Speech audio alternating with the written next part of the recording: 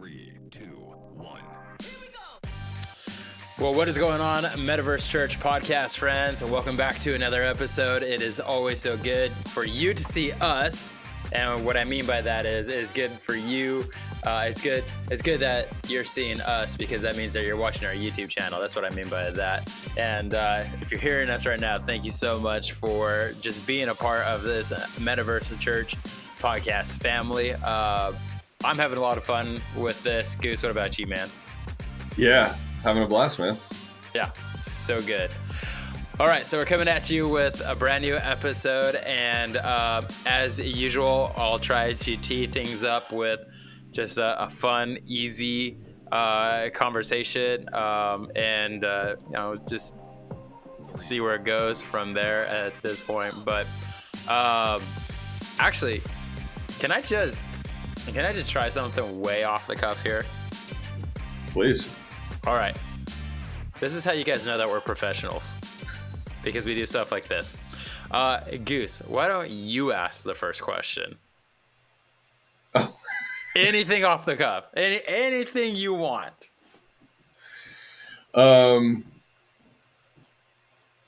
What's the funniest thing that has happened to you in Metaverse ministry so far? Okay. So I think the funniest, and here's the thing, I have no idea how this happened, but I would probably say the funniest thing is I got to a spot in our world that I just kept falling and respawning.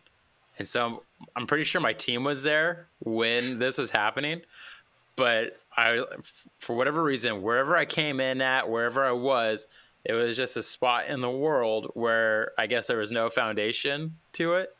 So wherever I was standing, I would just fall, and I just kept falling over and over and over again. Everybody's like, dude, what in the world is going on? I'm like, I have no idea. So I ended up just completely turning off my headset, like restarting that thing and trying to get back into the world again. And for whatever reason, it fixed it. But yeah, I was just like, I have no control of what's going on. I felt like Loki from Thor, which one is that one? Ragnarok, is where like all of a sudden I landed. I'm just like, I have been falling for the past 30 minutes. So what percentage of you thought that I'd put that in the world to troll you? Did that thought cross your mind? Never. Didn't cross my mind. Now that you asked that, I totally think one of my team members said, I bet you Goose did this on purpose. Dude, this was like super early on after you built the world for us. I didn't, but I would if I don't know that I could in alt space. In VR chat, I definitely could. That was one of the ways that we handled a troll in VR chat. Somebody who no, I'm not kidding. We could not figure out how, because he was crashing us, and we basically made it so that the minute he entered in, he was constantly being placed like really, really far away over and over again. And it was so bad that because we tested it on somebody else, you couldn't even get your UI menu. Like the minute it happened, you were done. Like you just could not come in the world. So it was really fun. Yeah, it was. I mean, I didn't know it was going to be that good, but yeah. So when you're ready, if you want your world in VR chat, then just be prepared for some Easter eggs. Yeah. Okay. Fair. Be really fun. So what about you? What's the funniest thing that you've ever experienced with? Oh, I have to answer this too? I didn't. Yeah, you have to answer it too. Come on. I have had some of the funniest moments that I've ever experienced in Metaverse ministry. Most of them have come in some way, shape, or form with my boy Tyler, who's one of our VR chat guys. But I will say the funniest one, and I'm pretty sure our Stuart was there for this. We were over in Rec Room testing out Rec Room. This is before we went in there like legitimately, and we were testing out a world that was a like an amusement park, and there's another guy who does ministry with us at Cornerstone. His name is Tom. If you've been at Cornerstone, if you've been in Altspace at all, you know Tom. Amazing guy. And can't remember exactly how old he is. He's in his 60s, but is just been in ministry forever. And we're all over there. We get on this roller coaster, and it takes off, and it's pretty awesome. It's like a VR roller coaster in Rec Room, and it comes to an end. It goes all the way around. It comes to an end. Me and Tom are sitting next to each other. We're the only two on this thing. So I hop out, but Tom can't figure out how to hop out, and I hear him, and he's like, "Goose, I can't get out. I can't get out," and I'm like walking around trying to help him. Well, the way that you send this roller coaster going, there was like a plunger button. And as I walk by, I hit the plunger button with my hand, and all I hear is Tom's voice just going off in the distance, going, "Goose!" And the roller coaster was gone.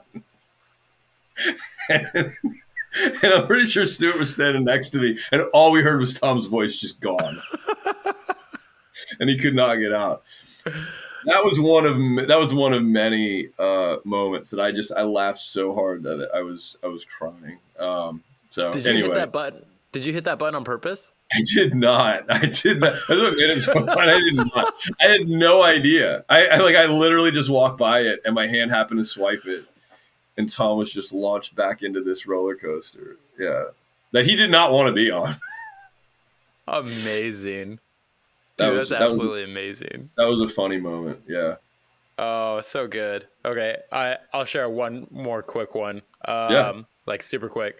So the funny part is when you have team members on your VR team, you have to give some of them certain privileges, right? If they're hosting an event or anything like that. So I gave one of our guys in Altspace, he's known as Broctimus Prime. I gave him hosting privileges and world editor privileges, all that kind of stuff.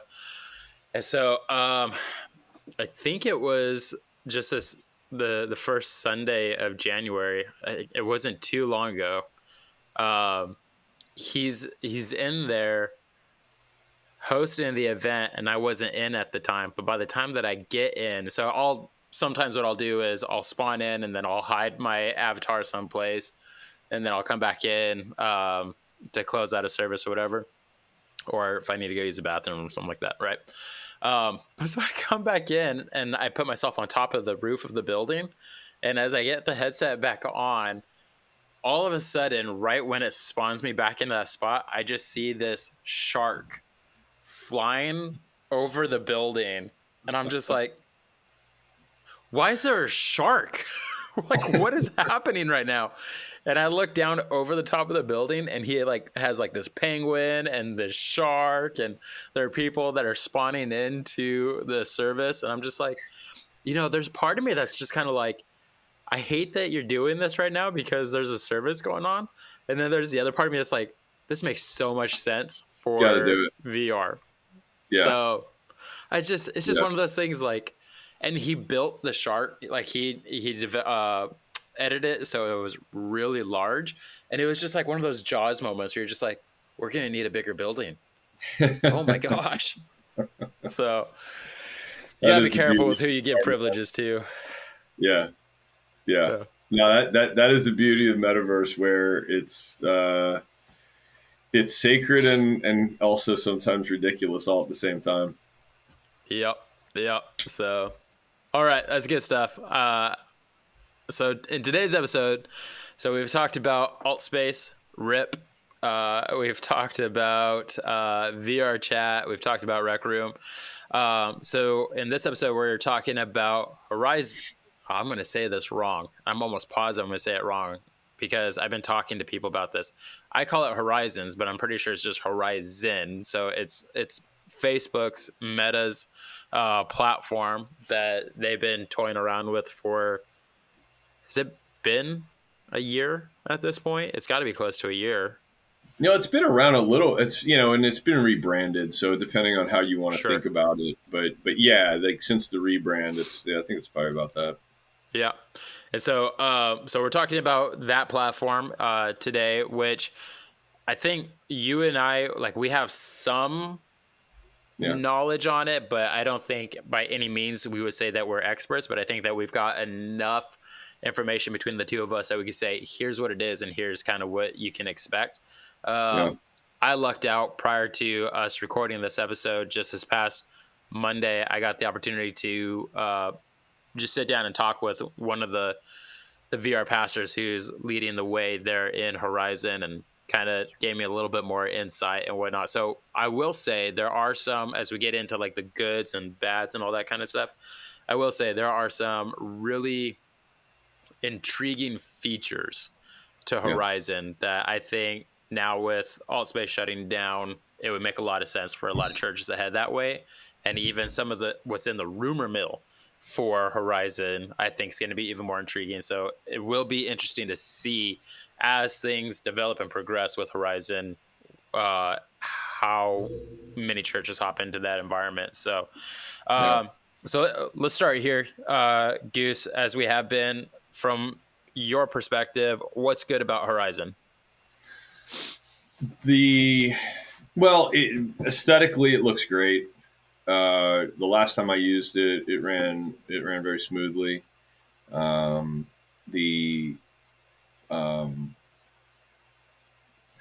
thing that I see as having the most potential is the fact that it is, because it's meta, and I'm in there.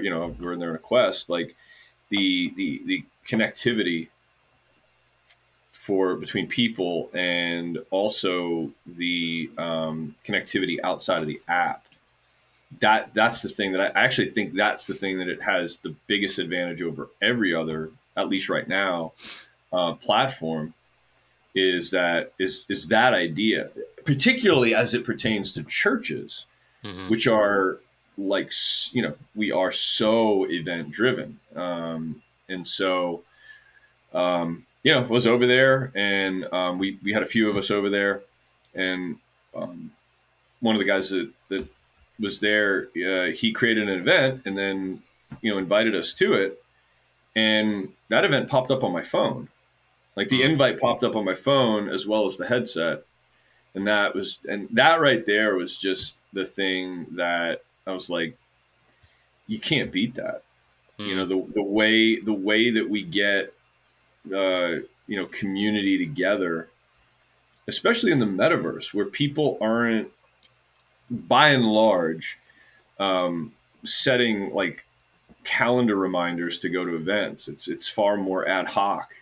That's far more, I'm already online, somebody invited me to this, I'm going to head over there. And again, I know that's not universally true, but that is by and large, and certainly for the most part, the way that like VR chat works. We've got our faithful that show up every week for sure, but so many of the people that show up are just, and we've talked before, are people that Stuart has gone and met and sent invites to, and so on and so forth. So the prospect of me going into Pop One on a Thursday, making friends there, following each other on Meta, and then showing up on Sunday, and no matter where they are, whether they even have their headset on or not, I can invite them to church. That's hard to beat. Yep. Yeah. So So I'm right there with you. One of the things that I've always struggled with thus far with just doing VR ministry in AltSpace has always been, when we have an event, how do we know for sure how many people are coming? Like, right? Like even in real life church, you don't know who's going to show up on a Sunday. I mean, I'm pretty sure like the average attendance these days is like 1.6 Sundays of the month or whatever it is. Yeah. But there's so many events that we do host in AltSpace right now that even one of my team members, she has said multiple times, she's like, I wish that there was just a way that people could like RSVP for an event so we know how many people are showing up, because there's and so I know that they have like the interest button, so it kind of lets you know how many people are at least interested in your event in AltSpace. But there are so many times where like we've launched like a alpha course or something, and we're in there for like 30 minutes with nobody showing up, Yeah. right? Um, so we've talked about that before as a team. As like, dude, this is one of our biggest hurdles that we're running through right now that we would love to get past. Um, but Horizon seems to get you over that hurdle with even the features that you were talking about that it does offer. The fact that you could create an event and boom, it pops up on your phone. And dude, I love this so much that and when Meta even announced like Horizon, I remember sitting down with my leadership at Lakeland and said, I have a feeling that's going to be it, because Facebook is all about the interconnectedness of all of their platforms. So if you're on Instagram and Facebook, after Facebook bought Instagram, it was all about the connectivity and the fluidness between the two. And even in their chat feature right now, Messenger, those two are even fluid between each other, even though they're two separate platforms. So I just had this, I just had a strange suspicion that the same was going to be true with Meta, that whoever you became friends with in Horizon, you're going to end up being friends with them on Facebook as well. And so there, for me, when you talk about follow up and helping somebody take a next step, it's no longer me saying to somebody in Altspace or VR Chat or wherever, saying, hey, join us on our Discord, and hoping that they show up. Like, I'll say this was a neat thing about Horizon that I absolutely love. Anybody that I've been in an event with in Horizon, even if we're not friends, the moment that you log into it, it tells you people that you were recently in an event with. Yeah. So their whole MO is connectivity and community. Yeah. And so again, if you're a church doing VR ministry, metaverse ministry, like, I don't know how you can beat that at this point. So, I mean, there are churches that are in there doing ministry right now, and they're super successful in what they're doing. So if I were to segue us into what's bad about Horizon, I would say, again, for the way that we at Lakeland VR do VR ministry, they don't have the streaming capability. Yeah. Which is fine. Like, we can pivot on that. But there's that's that's going to be the one thing that I feel like all the other platforms are going to be missing out on, that Altspace is leaving us high and dry with. Yeah. Now, that being said, that's a bad, but that's a very biased bad, which I've talked about before in other podcasts, other episodes. I will say this is kind of in the rumor mill. So Horizon originally launched Horizon Worlds and Horizon Venues. And so in Venues, back in the day, it was, if you hopped into Venues, it was there for you to participate in an event. You're going to watch something on a screen, whether that's a concert from the Foo Fighters or a football game or whatever. Whereas Worlds was really more the community aspect of things. You build a world, or you build your world, and you connect with people there. So the rumor mill is that Horizon, because they've already combined the two together. So when you log into Horizon World, you can either go to their interactive gameplay in one section, or you can go to their venues in another section, but it's all within one app now.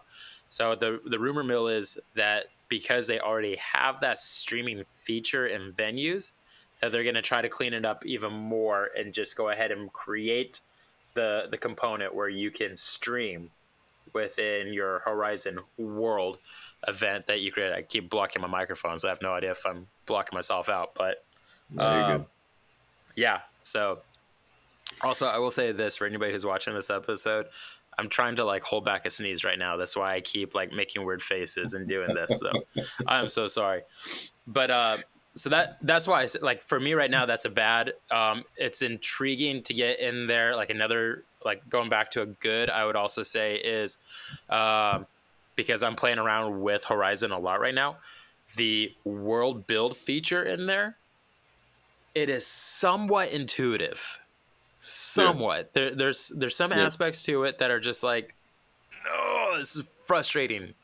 But if I really wanted to, like I was telling my senior pastor yesterday, I said, if we wanted to get into Horizon, we could either find somebody who could build us a world in here who loves doing this, and we could probably do that super cheap. I said, or it's intuitive enough that we could really just have a building up there in a snap of the fingers, and I could do that and then continue playing around with it. So that's the good. It's user friendly enough with the tutorials, which Altspace didn't have whenever you're listening to this, of like a tutorial on how to build out a world, which I really wish that they did. But Horizon provides that, and it's pretty user friendly, intuitive. But there's still some key components of what many churches currently are doing VR ministry wise that isn't in Horizon. So it's not a true apples to apple comparison if you're talking about Altspace to Horizon. But I can see where that's going to be an easy move over once Altspace closes. So it's a bad, but it's a biased bad. I wouldn't totally, I don't think it's that biased. We use a screen too. So like we may not use it for the sermon itself, but we use it for worship. We use slides for the sermons. Pastor Jason uses many slides for visual aids. And so I'm right there with you. One of Rec Room's big problems was the inability to do that stuff, and it was lacking for us. We felt it. So I don't think you're as biased as I think we all need it in one way or another.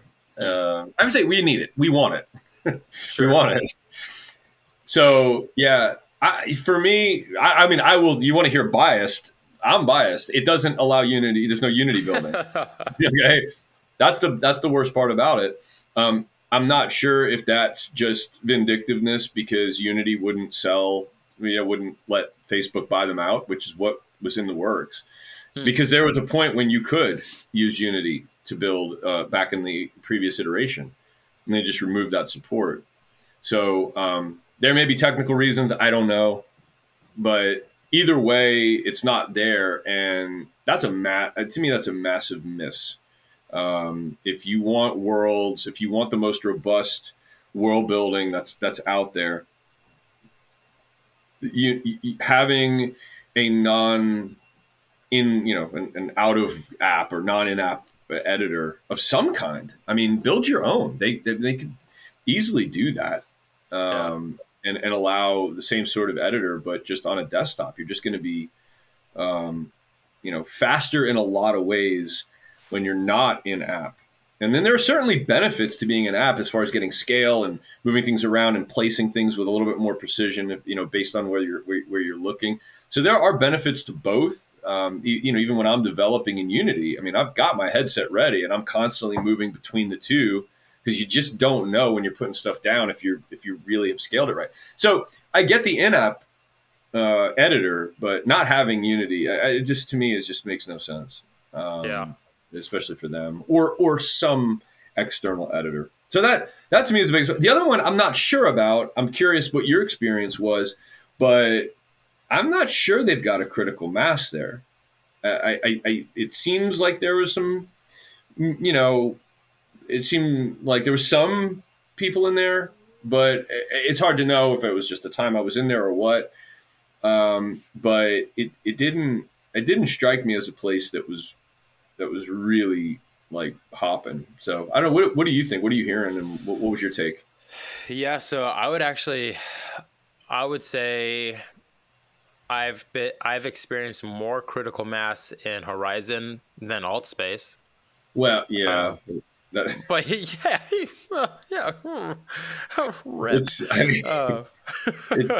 That's right.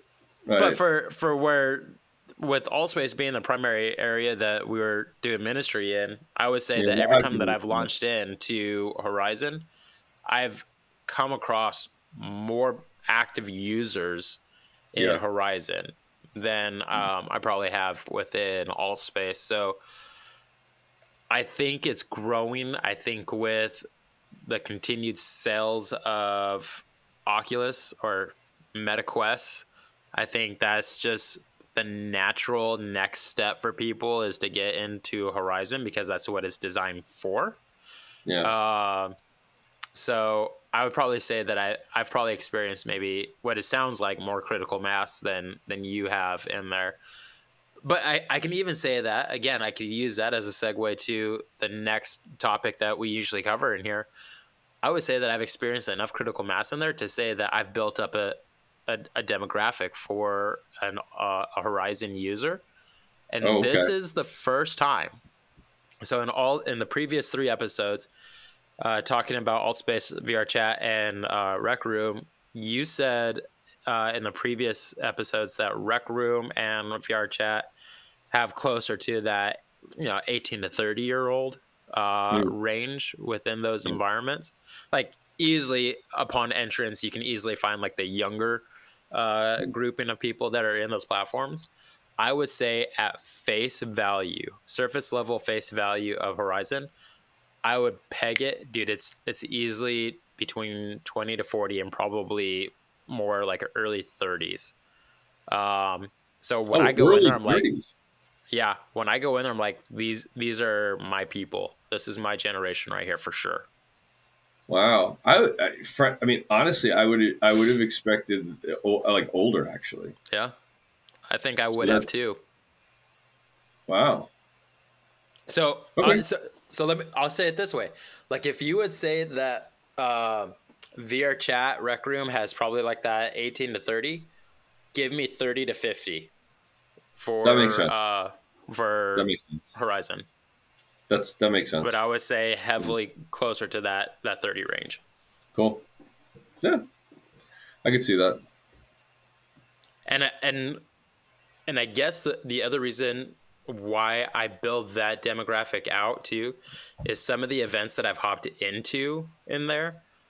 They've all been like these party club type theme events. So they've always been geared towards like that, old enough to club kind of mentality. So like Mm, they're very enticing to that age range per se.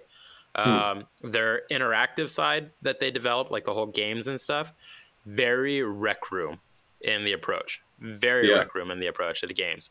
And I would say I've hopped in there once or twice, and I would say, okay, you guys have definitely catered to the Rec Room type mentality individual over here, and I hear it in their voices. Yeah. Whereas if you just do world hopping, it's definitely like that 30 to 50 age range. Did you ever go to any of the concerts and venues like when it like in the early like I didn't know what it was. I did not understand that it was just like a giant video screen. I went to the Guns N' Roses one because back in the day, Nice. pre Christ, I was a massive GNR fan, and I Sure. was just like, all right, I know what this is going to be, but I just have to check this out. This was me just being completely just a total dope. I thought I was going in there and there was going to be like it was going to be like digital versions of Guns N' Roses, like 3D modeled Guns N' Roses. Like I thought I was going in. That's what I thought it was. I genuinely thought that. I went in and it was like I don't it. It wasn't even like 1080p like video. It was pretty. I was pretty disappointed. Mm, This was early days. I'll give it yeah. that. I know it got better, but I was like, oh man, this is not. And yeah, and it was like old Guns N' Roses too. Like this is why did I think any of this was going to be worth going to see? Sure. Um, but I will say, that was one of my experiences with video and VR, and it wasn't a good one. Mm, And I will say, in this last time I went in, again, just doing a little bit of world hopping while we were like kind of getting reacclimated or reintroduced to Horizon. I ended up in a movie theater of sorts, and it was like, I don't know, it was like some kind of cooking show or something like that. Just big video screen, but the quality was incredible. The way that it was set up with like a balcony, kind of like that was like sitting. You know what I'm talking about? Where you're sitting out, you could turn the railing off, and it was almost like it was like 180 video, but they boxed it in really well. There was just so many little things that they did well. It was so well thought out that that was really intriguing to me. That I was, yeah. I would say it feels like an IMAX movie theater experience. Yeah. So Yeah.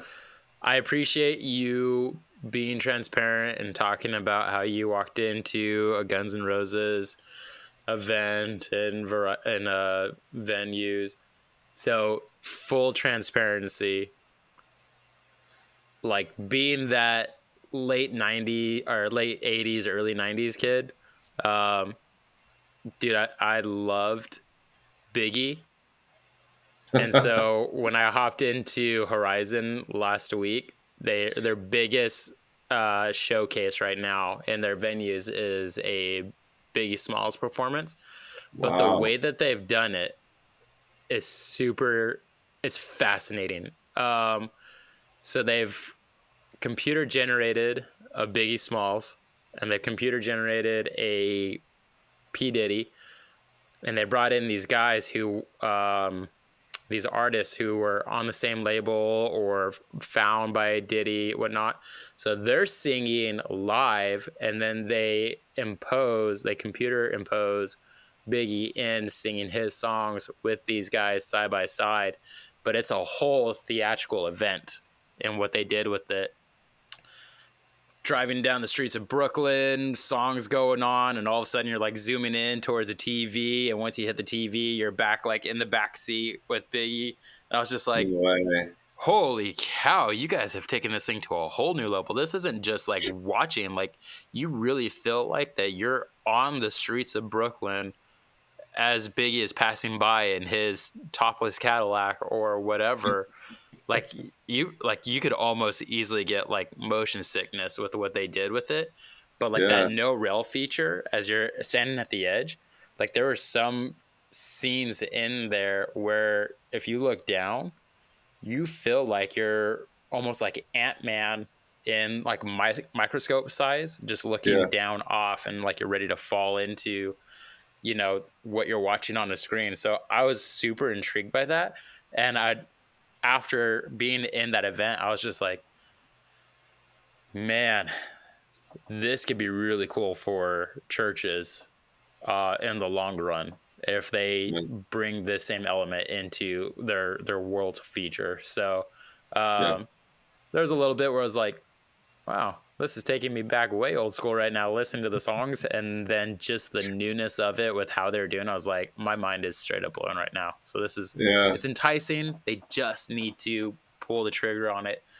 I think if they did that, I almost want to say that it'd be game over with the platforms. I would say Meta took it. Yeah, maybe. So, we'll see. Maybe. So right, Guns N' Roses and Biggie, do we have to get rebaptized or something? How does that work? Maybe.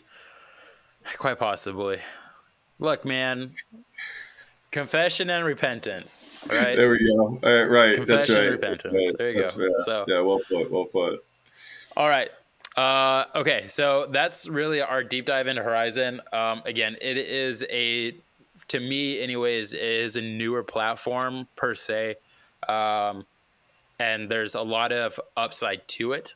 Again, with Altspace shutting down, my projection moving forward is a lot of churches currently, if they decide to stay in the VR game, I believe the exodus is going to be VR chat and Horizon.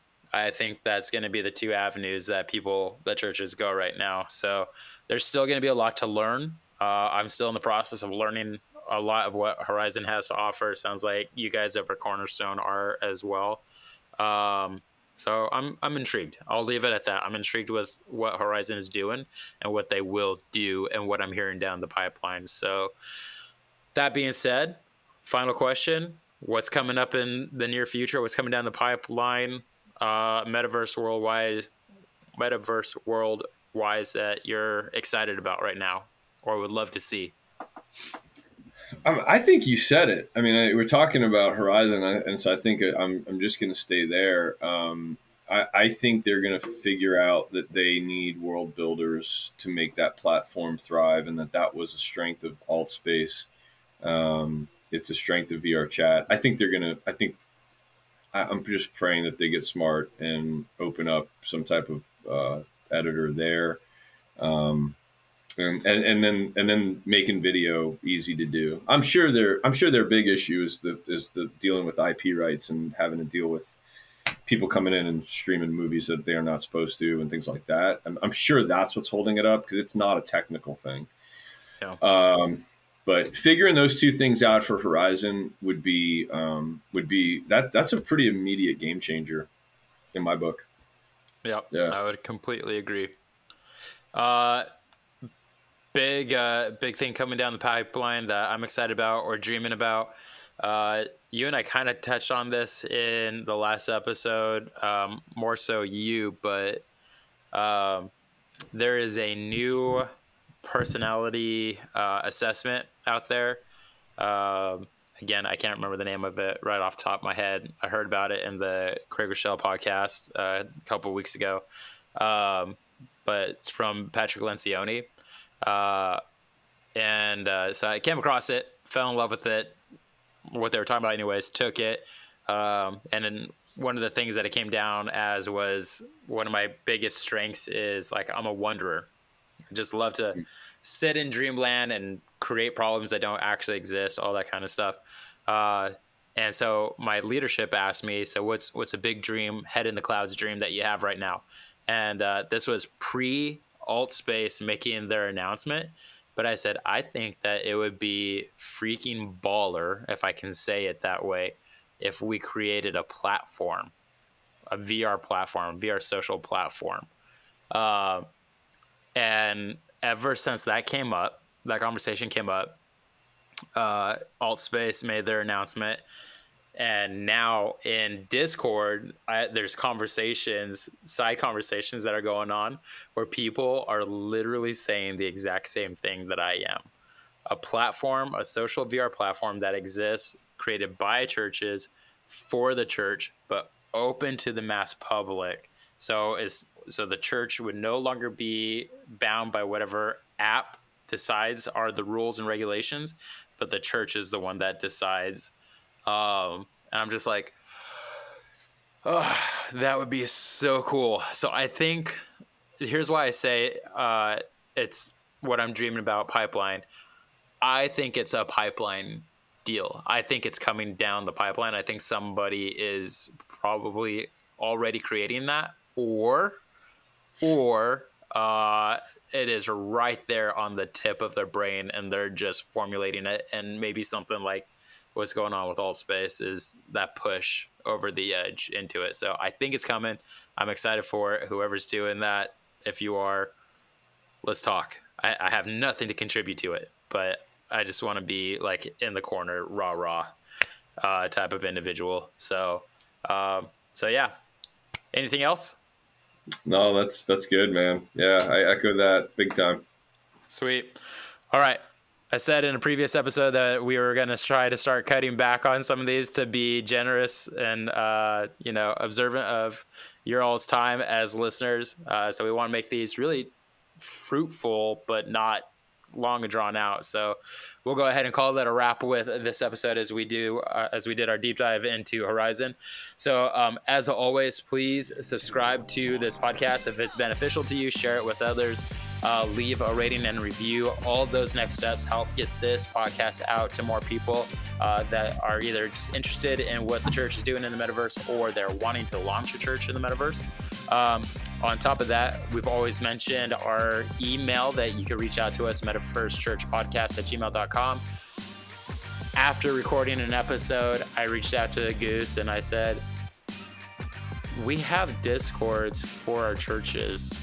Would it make sense to have a Discord for our podcast? And Goose's response was, I was going to bring that up to you. So that being said, if you now want to join us on our Metaverse Church Discord, I'll put the link to it in the show notes, but you can also join us there as well. And we've already built out a pretty neat community of other church leaders and other people who just love church in the metaverse. So we welcome your voice into our family. So be sure to join us there as well. But until next time, have a great week, and we will see you next time on the pod. Be blessed.